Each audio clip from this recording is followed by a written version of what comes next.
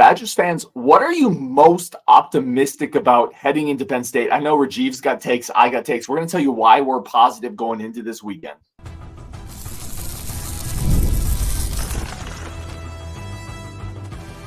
You are Locked On Badgers, your daily podcast on the Wisconsin Badgers. Part of the Locked On Podcast Network, your team every day. What is going on, Badger fans? Welcome to Locked On Badgers, your team every single day. He is Rajiv. I'm Ryan, part of the Locked On Podcast Network. Thank you so much, as always, for tuning in from the hotel room. We're in Madison. We are ready for this game. Today's episode is brought to you by FanDuel. $5 bet gets you $200 in bonus bets guaranteed. Go over to FanDuel.com/lockdown to get started. Rajiv, we're going to get right into this. Hopefully the internet holds up. But I think the big picture is, why are you optimistic? Like, why are we so optimistic necessarily heading into Penn State against the number 3 team in the country, undefeated Penn State? They beat USC. Why are we optimistic? What's your biggest takeaway there? I mean, it sounds like we shouldn't be optimistic with the way you say it. But, I'll tell you this. I'm not saying that I'm like, oh, we're totally going to win the game. I am picking a win, definitely. But I'm optimistic for a few reasons. First and foremost, we've given up 16 points in the last 3 weeks. That has to be a source of optimism. And I don't care who you're playing. You give up 16 points in 3 weeks, you're playing good football. We have units on this team that are really strong. And of course, we've talked ad nauseum about the offensive line and how strong it is. And I feel like when you look at the way we've played in 3 weeks, the energy you have going into the Camp Randall, a night game, Locked On Badgers, Bucky Report, we're here. It's just going to be a good time. And it's a game that, frankly, it feels like a buildup of Fickell's entire career at Madison so far. It's like we've been waiting for that signature win. And I think there's just so much power and buildup with that. Does that automatically translate to a win? Obviously not. But it translates to fans believing, and that's why it's one of the reasons I do believe, because I feel like we're kind of due for a bit of a signature win. But as far as on-field stuff, definitely the defense over the last 3 weeks, and the fact that we're actually moving the ball. Our offensive line is good, and hell, why not believe, man? Well, D.A. Wolf says, I want to believe with Rajiv. People are out there ready to believe with you. Let's say this, if you want, momentum's a real thing in sports, especially with younger athletes. At the college level, Wisconsin has put together 3 dominant performances. And now you're telling me you're going to come home for a night game in Camp Randall against the number 3 team in the country? This team's going to be ready for that. This team is absolutely going to be ready for that. And that's why I'm optimistic. Penn State had a they beat USC. Credit where credit is due. But then they went on a bye week. We can definitely talk about, there's teams that don't come off a bye week ready to play. It can be a detriment. And then you have Wisconsin. I've always said this, man, if you're playing well, you don't want a bye week. You want to keep playing. And Wisconsin has been dominating the last 3 weeks. They have all the momentum. Now they're at home. There's a reason this line is 6 points, 6.5 points. And I talked to Penn State fans. They're like, why is that line so low? I don't think they understand how well Wisconsin has been playing, man. And Vegas sees that. Bettors see that. That matters. That's why I'm optimistic. This team has turned a corner. And we're going to get into a comment on this, but you don't beat the brakes off 3 Big Ten teams in a row unless you turn the corner. Yeah, because those same teams can play other people and they don't beat them like we did. They don't hold them to the point totals that we did. And I'll just say this. It's a bit of Vegas talk, but from the betting line perspective, which I like to always give my perspective on this, I think the fact that it's 6.5 points, I think really kind of favors Wisconsin in the sense that it is really, it's really driving people to bet Penn State because of what you just said. We're like a 3rd in the country. They're going to a team that has had a lackluster season so far. So it's enticing you to bet on Penn State, which always, for someone who bets sports, always means go the other direction because Vegas wasn't built on people winning their bets. And so I actually kind of like that, and I like that the line is where it is. It gives me okay, it's the game still has to be played, but from a betting perspective, it gives me more confidence in Wisconsin as well. Let me ask you this, and I'm just going to throw this comment up here now. I think this is a good time to get into it. This is from Joey D. He said, "You must have driven to Illinois, hit a dispensary. Need I remind you, Rutgers, Northwestern, and Purdue? Yeah, not good." Yeah. I think this take is complete BS. We talked about it earlier. I'll let you start on this one. Yeah. It's fine. Like, they're Big Ten teams. Be reasonable. Okay. Like, I understand that. Like, I don't care. Even if we did have Western Michigan and South Dakota and Eastern Illinois, or some of the teams that like Indiana had, for example, for their, like, you have to beat team. When you beat a team handily, all that means is you're doing exactly what you're supposed to do. When we played South Dakota and we played Western Michigan, we did not have scores like we had against other three Big Ten teams because we weren't playing as well back then. But now we just pummeled three teams, 117, I believe, to 16. Like, I don't, it doesn't matter. Like, stop with the nonsense about, oh, you beat these bad teams. Yes, but we beat them into the ground. Illinois almost gave up their whole season on a loss to Purdue potentially. Like, all these teams, Northwestern hung with Indiana for 4 quarters. Like, all these teams have done things to other teams they didn't do to us. So, like, that doesn't mean we're the best team in the country, but it means that we have become a lot better. We've turned a corner. We're hitting our stride. We're playing with momentum, because just look at the first 2 weeks and then look at the last 3. Like, that tells you what you need to know about this team. And they're Big Ten teams. They have Big Ten recruiting classes. So stop it. That's my take. Yeah. 100%. Like, we were driving back from a function tonight, and I'm going to let everybody know I'm like 9 in right now. I just want to make that very clear. I'm holding it together. Y'all should be so proud of me because I'm holding this thing together. We were talking about this on the ride home. If Wisconsin had barely beat Purdue, if Wisconsin had barely beat Northwestern, if Wisconsin had barely beat everybody the narrative would be Wisconsin is squeaking by these teams, right? That would absolutely be the narrative. It would be used as a detriment for Wisconsin. Like, look at them barely squeak by these Big Ten drags. When Wisconsin is blasting these guys, why is that not the alternative narrative? Wisconsin is destroying these teams, covering in every game, beating teams by a degree that other teams aren't. Like, Northwestern just scored, like you said it, they just scored 37 against Maryland. Purdue scored 40-something against Illinois in regulation. There's a degree of this feels different that people aren't paying attention to. And I don't care who you are. You don't win 3 straight games in the Big Ten by like this very often. I don't care if you're Ohio State. You don't do that very often. So this is, to me, it feels like this is realer because you've done it 3 straight times. These are Big Ten teams. 2 of these have been on the road. You've covered every single game. This team is, I don't want to hear it. This team's playing with momentum. It's playing with mojo. And quite frankly, Rajiv, if we lose to Penn State, it doesn't invalidate what you just did the last 3 weeks. It doesn't invalidate that. These are 3 dominant performances. Take time to pay attention to that. Yeah, I mean, it definitely, you're right. It definitely does not invalidate it. And it's just, and to be fair, a lot of people have noticed. A lot of people are noticing that Wisconsin's up there. It's not, certainly this take is the one that you put up on the screen is one take, but there are a lot of people that are agreeing that, look, Wisconsin clearly did turn a corner and they are showing things, which is, again, why the spread is what it is. Because, like, yeah, we're definitely a team that has proven that we can, we're not going to be an easy out, and it's going to be difficult to play us. And man, we've got to bring it tomorrow, though. Like, this is one of those games, Ryan, where, like, we can talk about how excited we are about this, and we can talk about how, like, we've turned a corner, and yes, we still did, even despite a loss tomorrow, but this is the kind of game we need to win. Like, for our program, for Luke Fickell, for like what's happening with this university and everything, this program specifically, like that, this is a big game. And if Wisconsin pulls this off and beats the number 3 team at night at home, everything changes and everything is on a different trajectory. So we also, like, while we have a lot of reason to be excited, we also have to realize this is a really big game for the program. Yeah, this is an enormous game. This is maybe one of the biggest games left on the schedule because Oregon's a different type of beast.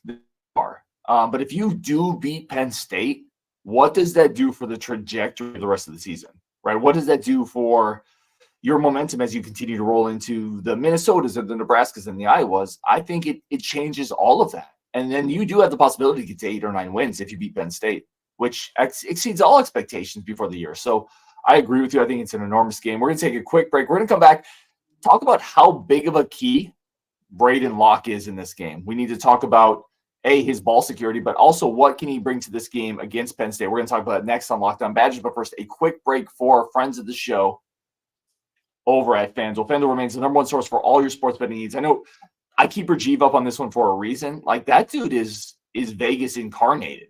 Like, Rajiv, you have been crushing it with your picks. What do you think about this line 6.5? You already kind of talked go with your money on this one? Yeah, I think this is definitely a bet Wisconsin because the line kind of says to, based on what it is. No, it doesn't mean it always comes in. I'm 15, 8-1 on the year right now. But I think that, this is definitely a bet Wisconsin line because it's clearly trying to bait people to bet Penn State. Yeah, and if you want to make that bet, head over to FanDuel.com. Again, the number one source for all your betting needs, the official sportsbook of the Locked On Podcast Network. $5 bet gets you $200. Official sportsbook of the Locked On Podcast Network. I always say this, please do it responsibly, but a great way to spice up your sports weekend. All right, let's jump back into this conversation. I definitely want to hit on Braden Locke here and talk a little bit about, what do you expect out of him in this game, and what do you need to see from Braden Locke? Because here's the thing with Braden Locke. As much as we've been excited about the deep shots, Rajiv, and as much as we've been excited about the offense scoring at a higher clip than it was early in the year, the turnovers have been problematic, right? It's been way too many turnovers, picks, fumbles in the pocket. He can't do that this weekend. He just can't. He has to be clean Locke. What do you expect from Braden Locke this weekend? I don't know. Like this is something that this is the biggest concern for the game, right? It's how he can perform because we have a pretty good confidence level in our running attack with Tommy Walker and the way he's been running lately, and Cade and Darian. So I feel like the game is kind of hinging on how Braden Locke does, to be honest. If he doesn't turn the ball over, we're going to be in a good space. If we lose the turnover margin, we're not going to win the game. If he's got to be able to make good reads, and he's got to make them quickly because the pass rush for Penn State is real. Justin and I have a few disagreements on the strength of their defensive line and their front seven, and I think it's really good, and I think we need to be very careful, which means we need to hopefully have schemes to get rid of the ball very quickly. But honestly, as simple as it is, the dude just has to not turn the ball over because I think our running attack will push it, we'll be able to push us forward, and he's going to be effective, and Longo's system will produce some plays. He just cannot turn the ball over. And I don't know what to expect, man. I'm a little bit like, this is the one area where I get really tough about this game is I want to say that we're going to win, and I am calling for a win, but I really worry about him turning the ball over because we will lose. We will absolutely lose if we lose the turnover margin. There is no chance you're beating the number 3 team in the country if you don't have more turnovers than they do. Yeah, here's where I get worried as well. I don't know if you fix that midseason. Right, like if you start talking turnovers, you're talking awareness, you're talking decision-making, you're talking pocket presence. I don't think those are things a quarterback fixes mid-season, right? It feels like those are things that are addressed in the offseason. And I think we've seen a trend with Braden Locke. We've seen it back to last year. Like there are fall pocket. I think part of that is because he's not the biggest guy. Like when he gets hit, the ball gets dislodged. This is a game of big people, and he is not necessarily a big person. And we've seen the last couple of games some decision-making down the field, throwing into double coverage, throwing into coverage. I have a hard time thinking that gets better when you play a much better defense. And I agree with you. Penn State's defensive line is legit. Like they're going to get pressure. If we don't run the ball, there's going to be 3rd and 8s, 3rd and 10s, and they're going to unleash hell, to unleash a line from Gladiator. They're going to make it hard. It's my biggest concern. I 100% agree with you. Braden Locke has to be clean, and up to this point, that you can trust him to be clean. I do think that, I disagree a little bit. I think that some of that stuff can improve midseason, especially like pocket presence.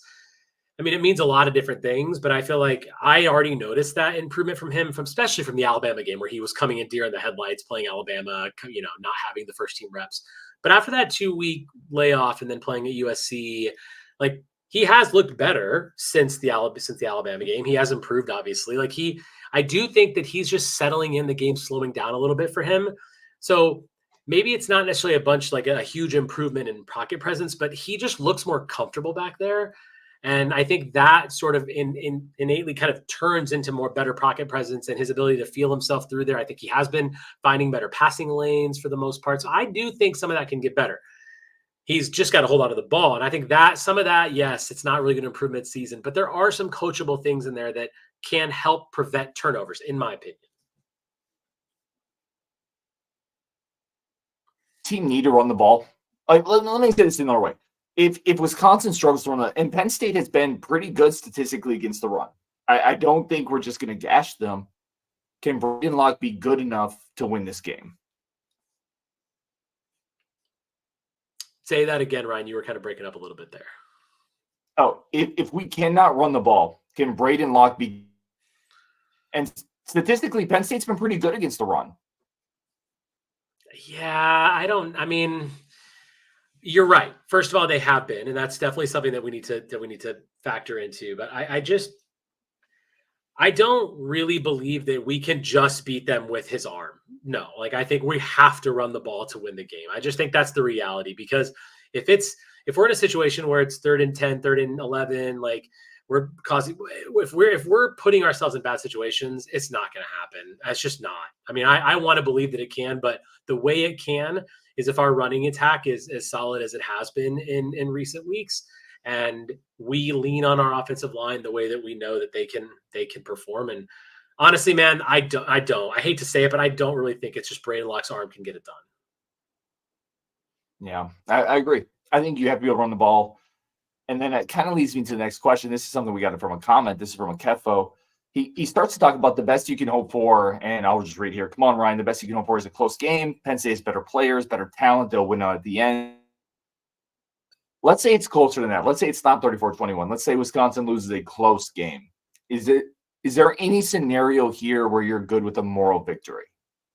I mean, in the moment, no, because who wants that, right? Like we're here to win this game. But if I take a step back and look 10,000 feet and then then yeah, I think there is some value in that, because we said at the beginning of the season, right? Both of us did, like beat up on teams that you should and compete with teams that are better than you. And let's face it, Penn State is the number 3 team in the country. Whether you think they're overrated or not, like they're still the number 3 team in the country. They're still undefeated, and they beat teams that we didn't in USC. So that's just a fact.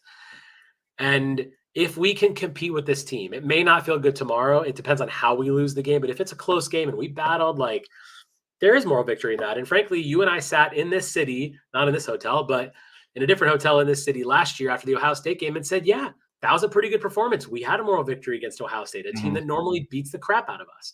Penn State doesn't normally beat the crap out of us. So I don't expect that, if that happens, that's going to be bad. But if it's a close game, yeah, I think there is definitely value in competing well against teams like this, because it means that we can potentially, win 3 more games after this and still finish with an 8-win season. Yeah. Before the year, one of my goals was you have to compete against the big teams, right? You have to show that you're at that level. And then Bama happened and we weren't there. USC happened and we collapsed in the second half. I don't think this is a moral victory situation for me. I really don't. And I understand your point for sure. Like, certainly there's a different feel if you lose the close game by losing by 20 or losing by 30. But you have to eventually beat one of these teams, right? If you get knocked around by the first 2, I don't think we're beating Oregon. Like, I don't think I'm going to feel good at the end of the year saying, well, we went 0-4, but we were close to Penn State. Again, you feel better if you are close than getting blown out, but I don't think this is a moral victory situation for me. I think you got to beat them. Because you've had, at the end of this year, Luke Fickell will have had 5 chances against elite opponents. Going back to last year, Ohio State, and 4 this year, right, with the 4 big blue bloods on the schedule, you can't go 0-5 and feel good about it. I don't think you can go 0-5 and say, well, we were close in Penn State, though. Not after not being that close in the first 2, in my opinion. Okay, but let's say we do win.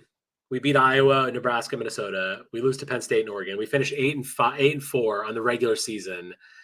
Are you not going to look back and think that was a successful season? So, I mean, listen, yeah, for sure. I don't know if going forward we're going to beat Iowa on the road. Well, but I'm saying if we keep it close against Penn State and we beat Iowa, in the end, you can look back and kind of think, yeah, hey, that's a step forward. We really compete. And yes, it doesn't mean, and I agree with you, we need to beat Penn State. Like, let's get that clear. But I do think that, like, if we finish 8-4 and we lose to Penn State and Oregon, I'm not mad about it, honestly. I feel like that's a step in the right direction. Yeah, I'm with you. So before the year, I said 8-4 is a great year. So I can't backtrack on that and say, well, now it's not. But I had caveats to that too. I said 8-4, and it looks like you compete against the good teams. Okay, well, if we compete against Penn State, then that's, I guess. Right, but so far we're 0-2 on that. And fair. I think Oregon's going to be a tougher battle than Penn State. So there's a chance there's 3 teams here we may not. I don't know, man. I have a hard time And you said this too. You said this at the beginning of the year. Like, you have 3 of these teams at home, right? You have 3 of these big games at home. Like, can you feel good going 0-3 on those? I mean, you're right about that. You're right about that. Like, I mean, I'm never going to feel good about it, but I did sort of like I didn't expect it. I thought we'd beat Penn State. I did call for that, but I do feel like it's very possible we lose all 3 of those games because they are 3 of the top 10 teams in America. We're not there. We're not a top 10 team. So ultimately we're losing to teams that are better than us. And if we compete, then, I mean, we didn't compete against Alabama. We also lost our quarterback on the first drive. So I don't like to look at the Alabama loss and judge too much from it because there was extenuating circumstances in that game. But if we get blown off the map by Penn State, there's nothing. I'm not going to be happy about it at all. I'm saying if it's a close game, there is value in that as long as our results the rest of the year prove to be fruitful, if you will. Yeah, I think it's a fair point. And by the way, if it's a close loss, we are going to drink so much after that game. It is going to be so miserable. By the way, if it's a close win, we're also going to drink a lot after that game. Either way, we're going to drink. Yeah, I think that's a fair point. Like, schedule and say that's a disappointment. In the big picture, the strategic view, the 30,000 foot view, you have to look at that as a successful year with a tougher schedule. You just eventually, they'll got to beat one of these tough teams, right? You got to get that signature win, and you start to wonder, where is that going to happen, right? Because that's the next step for this program. That's the next step for Luke Fickell. And if you don't get it this year, you're 0-5, and maybe 0-6 if you start looking at, maybe if you consider LSU last year or Iowa on the road, or the Iowa game. I don't know if I would go there, but like, you got to win these big games eventually. So I think we're on the same boat with that. This feels like the best opportunity this year to do it. Yeah, I mean, I would argue Iowa might be a better opportunity, but either one, we got to win one of them. We really do. Is that a signature win though? Is going to Iowa this year a signature win? I mean, signature in that it's his best win thus far since he's been here. Yes. Is it his number 1 win since he's been at Madison? Yes. If he beats Iowa next week, if he loses Penn State, but if it's not as signature as the number 3 team in America coming to your house, but historically Penn State and Iowa have been fairly close. I mean, it's not like Alabama, like that's different. So I think Iowa on the road would be a huge win. Yeah, I'm there with you. I actually think Iowa's actually going to be a really good win if they get it. I don't think it's signature in the sense that it moves the needle nationally, right? I don't think people look at you beating Iowa on the road and say, holy crap, Luke Fickell has got Wisconsin on the trend upwards. And I think those perceptions are important in the world we live in, with NIL, with marketing, with recruiting. Like, those signature wins, those big moments on the national stage, I think resonate more. But yeah, anytime you can beat Iowa and Kinnick, you should never, ever take that for granted. So on that front, I completely agree with you. But I think, you're right, though. I mean, ultimately, this weekend, there's going to be recruits that are going to be here. There's going to be a ton of national attention. It's a night game. We got votes in just the coaches poll this week, not in the AP. If we win this game, we're not going to just be ranked 23rd. We're going to be ranked in the top 15. We're going to jump right up there if we win this game. Maybe top 20, top 18, maybe something like that. But that's going to happen. So yeah, there's a lot to be gained from a win like this. And man, I really hope we can do it. Yeah, we're going to talk about that next. Where will Wisconsin be ranked if they beat Penn State? Plus, what is this environment in Camp Randall at night with 3 straight wins going to look like? What does Raji's feel on that home field advantage? That's coming up next on Lockdown Badgers. But first, a quick break for our friends of the show over at Prize Picks.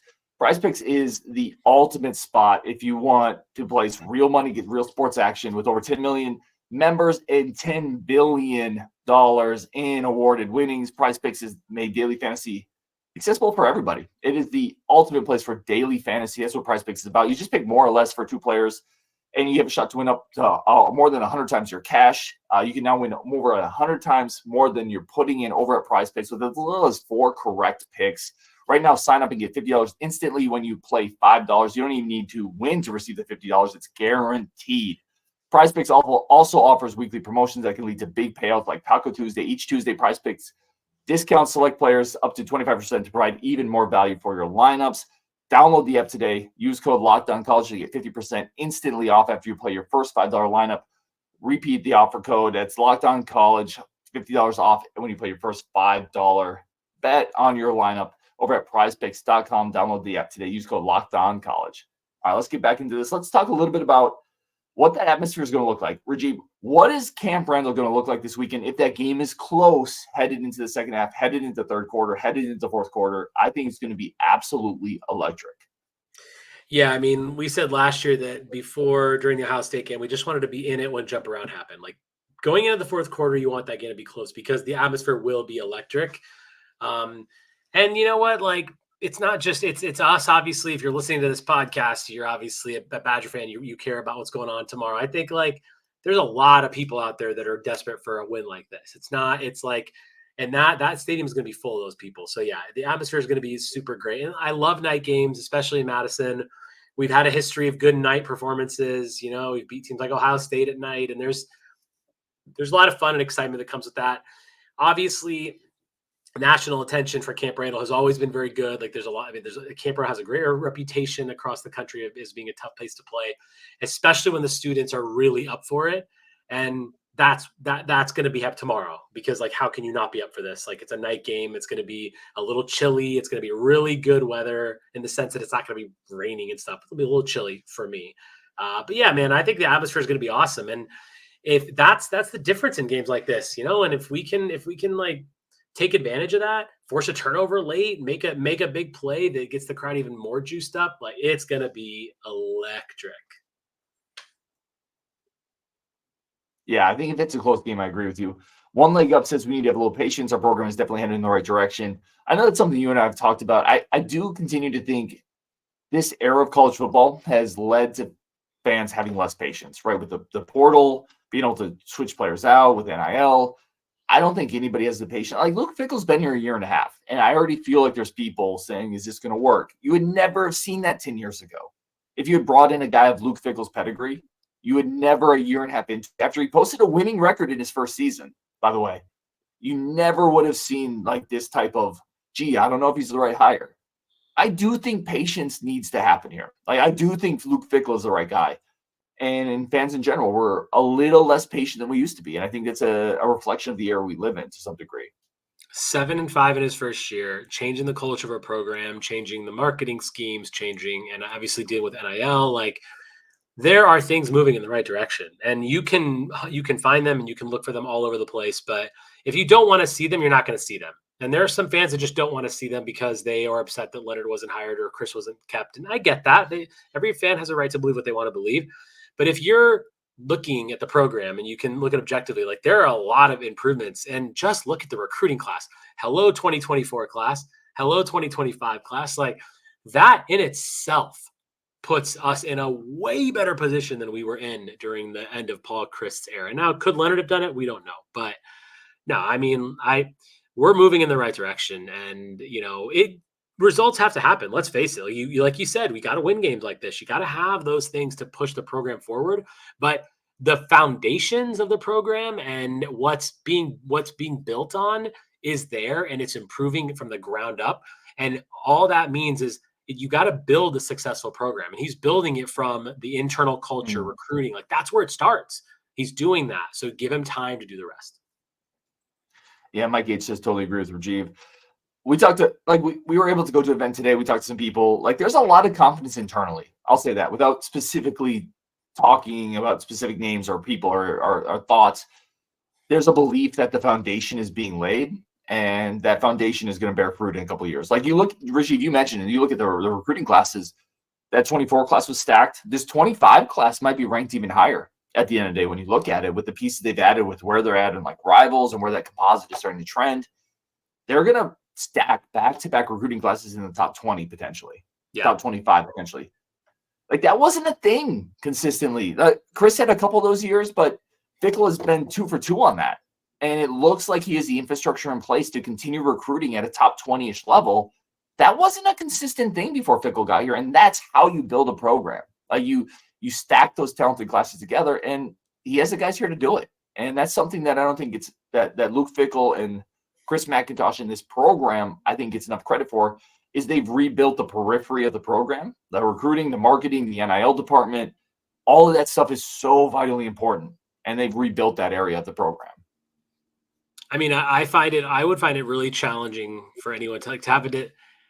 when I look at the state of the program right now, and again, the state of the program in the end of the Paul Chryst era, like that Illinois game, think about then to now. I don't know how anyone could say that the program's not in a better position than it is now. Like, no, it's like it's in a far better spot today than it was back then.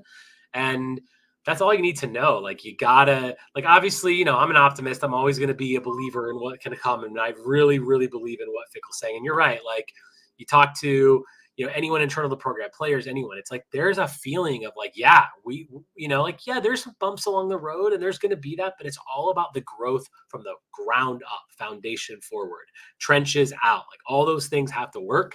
And that's how great, that's not how like singular flash teams are built. That's how like great programs are built.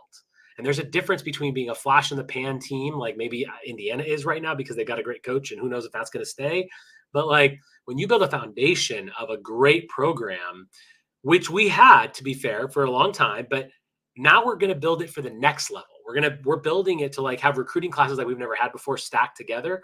That doesn't mean that we can just be a Big Ten contending team and hit some Rose Bowls. Like, it means that we can actually contend for something higher and for something better. And that doesn't mean it's going to happen, but it means that like if you're going to get there, you have to build this. So this is what we're doing. So let's see if it can get there. That's a great point. You mentioned that from the trenches to the inside out. That's how Bama was built, quite frankly. It was from the trenches to the inside out, and then they filled in around it. It's an excellent point. All right, he is Rajiv. I am Ryan. Really do appreciate it. This is kind of a late impromptu show, but really do appreciate everybody tuning in, everybody in the comments. I'm losing my voice. I apologize. Always appreciate Rajiv jumping on. We are going to be – yes, go ahead. I just wanted to say we should let's quickly just chat about what we're going to do, right? So people can hopefully come and hang out. Yeah, let's do it. So we are here now. It's Wednesday. We will be going to Scotty's. So this was going to happen on Thursday. We're going to do it on Friday now. We are going to be doing a live rewatch of the Wisconsin-Kentucky game. We had to shift it from Thursday to Friday. Some people couldn't make Thursday. We think Friday's going to be a little better for people. So if you're around on Friday, absolutely come hang with us. We're going to have an epic rewatch of Wisconsin beating Kentucky in one of the greatest Wisconsin basketball games ever, quite frankly. And then on Saturday, I think we're planning on going to Scotty's early in the day. Correct me if I'm wrong, Rajiv, but like 12-ish. If people want to come and hang out, want to come just talk Badgers, drink some beer, have some food, watch some early college football action, I think we're going to be Scotty's around 12-ish. Yep, Scotty's around 12-ish. We'll hang out for a couple hours there. Then we'll bounce around to some other tailgate stuff. But yeah, come around noon. We'll be there for a few hours. Come hang out with us, and it'll be a lot of fun. We'll be in the back area, which we have been in past years. And yeah, let's come hang out with us. Absolutely love it. He's Rajiv. I'm Ryan. Thank you so much. And hopefully we see all you guys this weekend. Hopefully we beat Penn State, be a huge win on Wisconsin, and we will talk later.